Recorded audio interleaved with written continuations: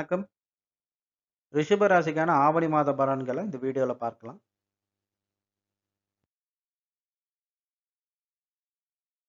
உங்க ஜாதக கட்டத்துல எந்த ராசி கட்டத்துல சந்திரன் இருக்காரோ, அதுதான் உங்களுடைய ராசி. அதாவது ரிஷபத்துல இப்ப சந்திரன் இருக்கும்போது, அவங்க ரிஷப ராசின்னு நம்ம எடுத்துக்கணும். இந்த ரிஷப ராசி இந்த ஆவணி மாசத்துல அவங்களுடைய 12 பாவத்தினுடைய பலன்கள ஒண்ணொண்ணா பார்க்கலாம்.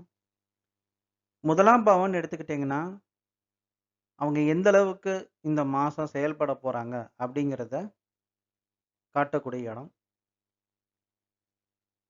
அவங்களுடைய எண்ணங்கள், பிளான் அதாவது நெக்ஸ்ட் லெவல்ல என்ன பண்ணலாம்?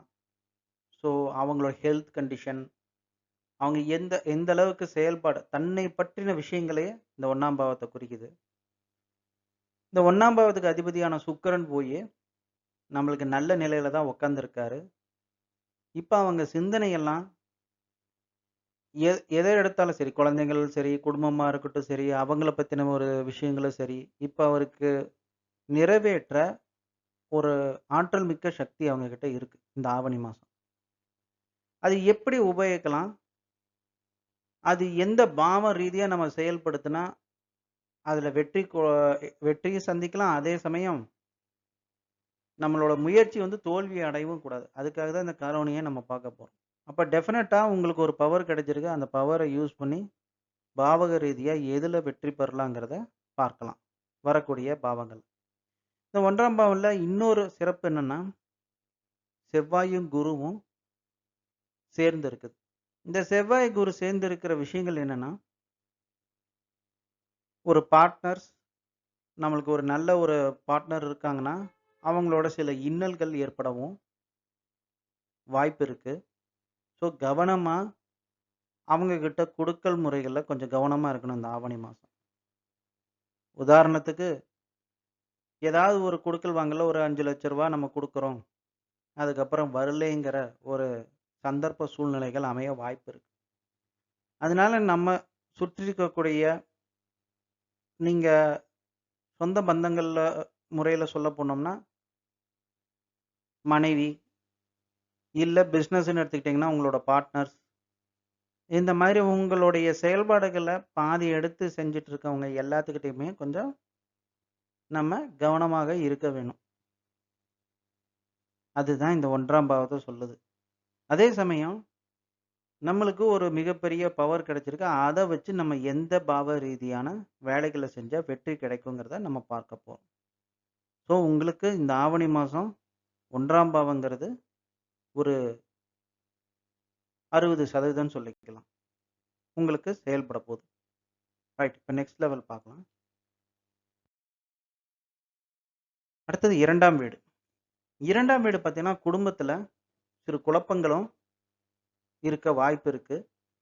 2ஆம் வீடு அதிபதியான புதன். புதன் எந்த அளவுக்கு உங்களுக்கு ஸ்ட்ராங்கா இருக்காருன்னா, அவரு இந்த மாதத்தில பார்த்தீங்கன்னா, சற்று வக்ர நிலையிலயும், வக்ர நிவர்த்தி நிலையிலயும் இருப்பாரு. அவரோட மாறுபட விஷயங்கள்னால உங்களுக்கு குடும்பத்தில இருக்கக்கூடிய, இப்படி நடக்குமோ, இல்ல அப்படி இருக்குமோ அப்படிங்கிற மாரி ஒரு குழப்பங்கள் எப்பவுமே இருக்கும். அதனால குடும்பத்த ஸ்ட்ராங் பண்ணிக்க கொஞ்சம் முயற்சி செய்யணும். இந்த வாட்டி 2ஆம் பாவம் ஆவணி மாசத்துக்கு உங்களுக்கு அந்த அளவுக்கு பலன் கிடையாது. பலம்னா, நம்ம குடும்பத்திலேருந்து அதிகமா எதிர்பார்க்க முடியாது. அப்படியே இருக்கிறத மெயின்டெயின் பண்ணிட்டு போ வேண்டியதுதான். ரொம்ப குடும்பத்தின பத்தின விஷயங்கள சிந்திக்க வேண்டாம். இப்ப 3ஆம் பாவம் பார்க்கலாம். 3ஆம் பாவம். 3ஆம் பாவம் சந்திரன். அவரோட செவ்வாய், குரு சேர்ந்திருக்கிறது ஒரு முக்கியமான விஷயத்த சொல்ல வருது. நம்ம முயற்சி எடுக்கிறப்போ, ஒரு தொழில் விஷயம் ஐடியாக்கள்லாம் எடுக்கிறப்போ, இந்த மாசத்துல பார்ட்னர்ஸ் கிட்ட ஆலோசனை பண்றது கொஞ்சம் தவிர்க்கலாம். அதே மாரி வீட்டுல மனைவிய கிட்ட ஆலோசனை கேட்டு பண்றது கொஞ்சம் தவிர்க்கலாம். சொல்லப் போனோம்னா, கொஞ்சம் புதுசா எடுக்கிற முயற்சிகள்லாம் கொஞ்சம் யோசிச்சு தான் செய்யணும். அடுத்த மாசத்துக்கு தள்ளி போடுங்க. ஆவணி மாசத்துல புதிதா ஒரு காரியத்த எடுத்து பண்ணாதீங்க. 3ஆம் பாவமும் ஒரு 40% லெவலுக்கு தான் நமக்கு சப்போர்ட்டிவா இருக்கு. கவனமா இருங்க. அடுத்தது 4ஆம் இடத்த பார்க்கலாம். 4ஆம் இடத்த பொறுத்தவரையிலும் உங்களோட சிந்தனை நான் 1ஆம் பாவம் 60% உங்களுக்கு உதவ போதுன்னு சொன்னேன். இந்த 4ஆம் பாவம் ரீதியா நீங்க ஏதாவது வண்டி, வாகனம் இல்ல ஒரு நல்ல இடத்துல வாங்கலாம். இல்ல ஒரு ஒரு முக்கியமான இடத்துல வாங்கலான்னா, தன்னிச்சையா செயல்பட்டு அத சக்சஸ்ஃபுல்லா செஞ்சு முடிக்க ட்ரை பண்ணுங்க. அதுவுமே மாத ஆரம்பத்திலேயே முடிச்சிருங்க. ஏன்னா, அதுக்கப்புறம் புதன் வக்ரமாகறனால டாக்குமெண்ட் சம்மந்தமான விஷயங்கள்ல உங்களுக்கு பிரச்சனைகள் குடுக்க வாய்ப்பு இருக்கு. கவனமா இருக்கணும். நல்ல இடங்கள், வீடு, மனை இல்ல தொழிலுக்கு ஏற்ப ஏதாவது உங்க கண்ணில் தென்பட்டா தாராளமா வாங்குங்க. அது உங்களுக்கு நல்ல ஒரு பவரையும் பிற்காலத்துல குடுக்க போது.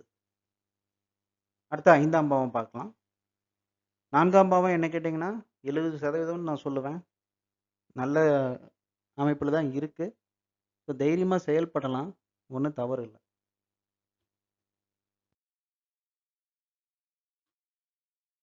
5ஆம் பாவம்.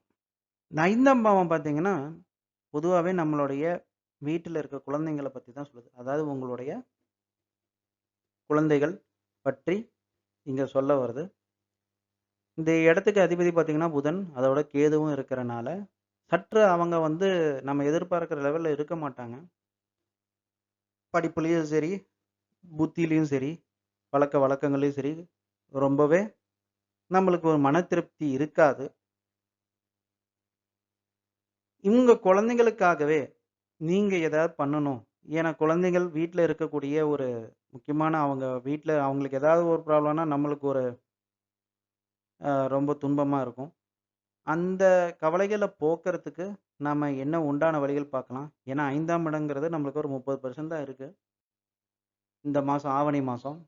இத எப்படி ஸ்ட்ராங் பண்ணிக்கலாம்னு கேட்டுக்கிட்டீங்கன்னா, சந்தான லட்சுமிய வழிபட்டுட்டு வாங்க.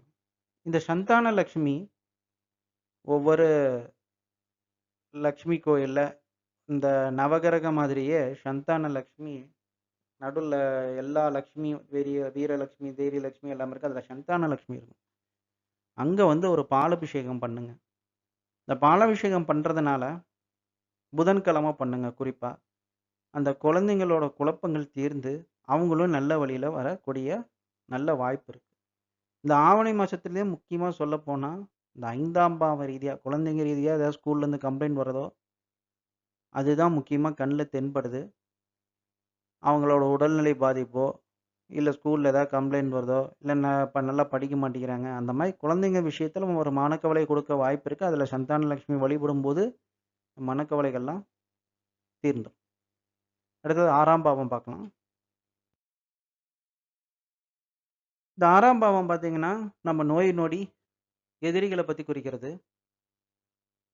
இந்த ஆவணி மாசம் பொறுத்தவரையிலும் இந்த 6ஆம் பாவங்கிறது ஆமா. நம்மளுக்கு ஒரு முக்கியமான எதிரிகள கண்ல காட்டப் போறாங்க. கவனமா இருக்கணும். அது எந்த அளவுக்கு பவர்ஃபுல்லா இருந்தாலும், உங்களுடைய ஆதிக்கத்தால கட்டுப்படுத்த முடியும். எதிரிகள் சமமான நிலையிலே உங்ககிட்ட நிப்பாங்க. அது எந்த அளவுக்கு நீங்க உடைக்கிறீங்கங்கிறத இந்த மாசத்துல பார்க்கலாம். அதே மாரி நோய் நொடின்னு எடுத்துக்கிட்டா, உஷ்ண சம்பந்தமான விஷயங்கள் அதிகமா வர வாய்ப்பு இருக்கு. அதனால இளநீர் இதெல்லாம் பருகி கொஞ்சம் உடம்ப பார்த்துக்கோங்க. பெருசா சொல்லப் போனோம்னா 6ஆம் வீடுங்கிறது பார்த்தீங்கன்னா, உங்களுக்கு ஒரு 50% குடுக்குது. பாதிப்பு இருக்காது. கண்ணுல காட்டும் ஆனா, பெருசா பாதிப்பு வராது. அதனால அத நெனச்சு பயந்துக்க வேண்டாம். நீங்க பார்க்க வேண்டியதெல்லாம் நான் சொன்ன மாதிரி 5ஆம் வீட்டு குழந்தைகள நீங்க கவனமா பார்த்துக்கணும். அவங்க என்ன பண்றாங்கங்கிறத ஒரு கண்ணோட்டம் வச்சுக்கிட்டே இருங்க. அடுத்து இந்த 7ஆம் வீடு பார்க்கலாம். இந்த 7ஆம் வீடு ரொம்பவே நல்லா இருக்கு. உங்களுடைய மனைவி ஸ்தானத்த குறிக்குது. உங்களோட பார்ட்னர் ஸ்தானத்தையும் குறிக்குது. ஆனா, நல்லா இருக்க அம்சத்த போயி நம்ம பணங்காசு மூலியமா தகராறு பண்ணிக்க கூடாது. அவங்க கிட்ட இந்த மாசம் எந்த ஒரு பணங்காசு விஷயத்துல பேசவும் வேண்டாம். எந்த ஒரு டாபிக் டிஸ்கஷனும் எதுவும் பண்ண வேண்டாம் அவங்க கிட்ட. ஸோ கவனமா செயல்பட்டா, நம்ம இந்த 7ஆம் பாவம் ரீதியா கொஞ்சம் சமாளிச்சு நல்ல முறையில வந்துரலாம். அவசரப்பட வேண்டாம். பணத்த எதுவும் குடுத்து வச்சு, இத பார்த்துக்கோங்க. நான் அப்புறம் வாங்கிக்கிறேன். இதில இன்வெஸ்ட் பண்ணலாம் அப்படின்லாம் நம்ம ஒரு குழப்பம். ஒரு திடீர்னு பேராசை மாரி புடிச்சுட்டு நம்ம இத போய் வாங்கலாம்.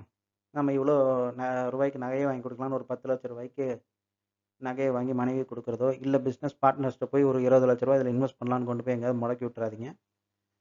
ரொம்ப கவனமா செயல்படுங்க. நல்ல அம்சத்தில இருக்கிறவங்க கிட்ட நம்ம நல்ல முறையா இந்த ஆவணி மாசம் எந்த ஒரு விஷயத்தையும் எடுக்காம, அப்படியே ஸ்மூத்தா விட்டீங்கன்னா, அடுத்த மாசம் சரியாயிரும். கவனமா இருங்க. நல்லா தான் இருக்கு. என்ன கேட்டா 70 மதிப்பெண்ணே சொல்லலாம் 7ஆம் வீடு. அடுத்தது 8ஆம் வீடு பார்க்கலாம். 8ஆம் வீடுங்கிறது நம்மளுக்கு வரக்கூடிய இன்னல் துன்பங்கள தான் சொல்லுது. இந்த 8ஆம் வீடுங்கிறது நேரடியா உங்களைய தாக்குறதுக்கு ஒரு கதவை திறந்திருக்கு. கவனமா இருக்கணும். என்ன மாதிரின்னா, அதாவது இந்த பிரச்சனைகள் பார்த்தீங்கன்னா, ஃபர்ஸ்ட்டு இதனுடைய துவக்கங்களே உங்களுடைய உங்களுக்கே தெரியும். இவன் தான் எதிரியா வரப்போறான் அப்படிங்கிற மாரி இந்த ஆவணி மாசத்துல நம்மளே கிரியேட் பண்ணிக்க கூடாது. அந்த பிரச்சனைகள தவிர்க்கிறதுக்காகவே இந்த ஆவணி மாசம் நம்ம காலையில கிளம்புனோமா, தொழில பார்த்தோமா, வந்தோமான்னு இருக்கிற மாரி ஆ இருக்கணும். ஏன்னா, அந்த கதவ தட்டிக்கிட்டு நேரா உங்ககிட்ட வரும். வரும்பொழுது இதெல்லாம் தவிர்த்து நிக்கிறதுக்கு தான் கடவுள் வழிபாடு. உங்க ராசிநாதனும் சுக்கிரன் பார்த்தீங்கன்னா, லக்ஷ்மி அம்சம் பெற்றவங்க. லக்ஷ்மிய நல்லா கும்பிட்டுட்டு வாங்க. எப்பயுமே கையில வந்து நம்ம ஒரு லெமனோ, இல்ல ஒரு மஞ்சத்தூள்ல கையில நம்ம லைட்டா அப்ளை பண்ணிட்டு, நம்ம வெளிய போயிட்டு வரும்போது, இந்த மாரி இன்னல்கள், துன்பங்கள் வராது. உங்க எதிரிகள் உங்கள தாக்கணும்னு நெனச்சா கூட, அது வேற மாரி நீங்க தப்பிச்சுருவீங்க. அடுத்தது 9ஆம் வீட பார்க்கலாம். 9ஆம் வீடுங்கிறது நன்றாகவே இருக்கு. உங்களுக்கு ஒரு சப்போர்ட்டிவ் குடுக்க போறாங்க. உங்களோட முன்னோர்கள் ஆசீர்வாதத்தினால தொழில் முன்னேற்றம் அடைய போது. நெறைய பணம் காசு சேர்த்த போறீங்க.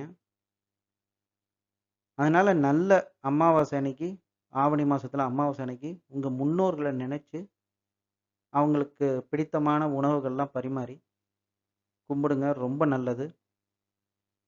அவங்க கிட்ட இந்த சாபம்லாம் நீங்கி, உங்களுக்கு மேல மேல வரக்கூடிய வாய்ப்பு இருக்கு. நல்லா கோயிலுக்கு போயிட்டு வாங்க. முக்கியமா முன்னோர்களுக்கு சாப்பாடு வச்சு வணங்குங்க. அது உங்க வீடும் சரி, ஆணா இருந்தா அவங்க வீட்டு அ முன்னோர்களையும் கும்பிடுங்க. உங்க மனைவி வீட்டு முன்னோர்களையும் சேர்த்து கும்பிடுங்க. எந்த பிரச்சனை ஆனாலும் அத வந்து அவங்க காப்பாத்துவாங்க. 2வது 10ஆம் வீடு பார்க்கலாம். 10ஆம் வீடுங்கிறது நம்மளுடைய தொழில் ஸ்தானம். தொழில் ஸ்தானத்துல நான் இந்த வேலைய செய்ய மாட்டேன் அப்படிங்கிற ஒரு எதிர்நிலையால போய் நிக்காதீங்க. கொஞ்சம் வணங்கி நம்ம செய்யும் தொழிலே கவனம்ங்கிறனால, கவனத்தோட செயல்படுங்க. உங்களுக்கு நல்ல விஷயம் வரும்.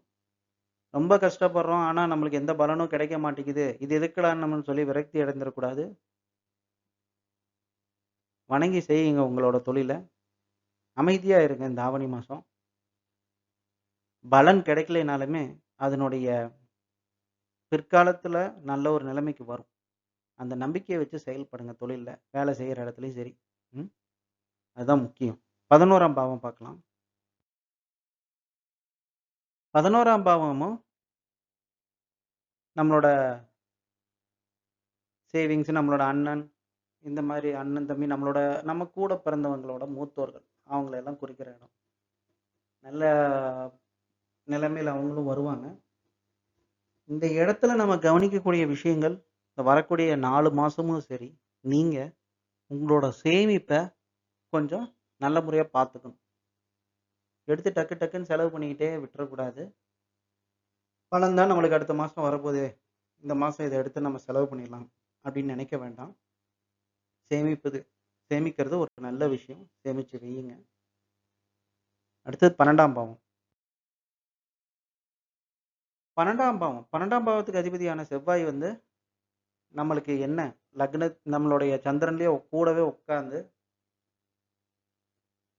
நம்மளுக்கு கொஞ்சம் உடம்பு சரியில்லைனாலும் உடனே போய் ஹாஸ்பிட்டல்ல அட்மிட் ஆயிரலாம் அப்படிங்கிற ஒரு சிந்தனை எல்லாம் மனசுல வரும். இந்த மாசம் போயிரலாமா? நம்மளுக்கு ஏதோ பெரிய பிரச்சனை அப்படின்லாம் காட்டும். எளிமையான முறையில சிந்திச்சு பாருங்க. அது என்ன மாதிரி தொந்தரவுகள் உங்களுக்கு குடுக்குதுன்னு கவனிங்க. உஷ்ண ரீதியா இருந்தா நல்ல குளிர்பானங்களா அது என்ன ஒரு நம்ம முன்னோர்கள் சொன்ன வழியில, நல்லா அந்த மருந்த எடுத்துக்கோங்க. அதிலேயே சரியாயிரும். உங்களுக்கு டென்ஷன கம்மி பண்ணுங்க. டென்ஷன் கம்மி பண்ணாலே, இந்த ஆவணி மாசம் உங்களுக்கு ஃபுல் டென்ஷன குடுக்கும். இந்த மண்டைக்கு வரலும் ஏறும். அத வந்து அமைதிப்படுத்துறதுக்கு தான், அழகான ஒரு லக்ஷ்மி ஃபோட்டோவ முன்னாடி வச்சு பார்த்துக்கிட்டே இருங்க.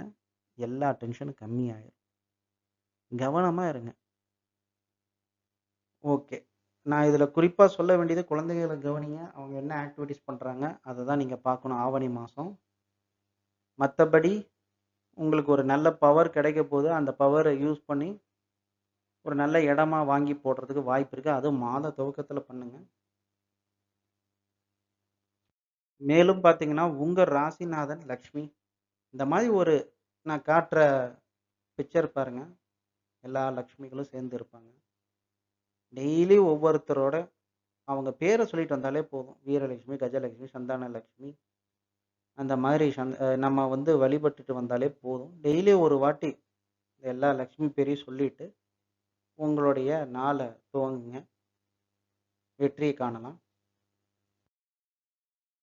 மேலும் நம்மகிட்ட நேரடியா உங்க ஜாதகத்த பார்க்கணும்னா, இந்த WhatsApp நம்பருக்கு மெசேஜ் அனுப்புங்க. அடுத்தது அதிலேயே நம்மளுக்கு என்னென்ன ஸ்டெப்ஸ்ன்னு வரும். நன்றி. வணக்கம்.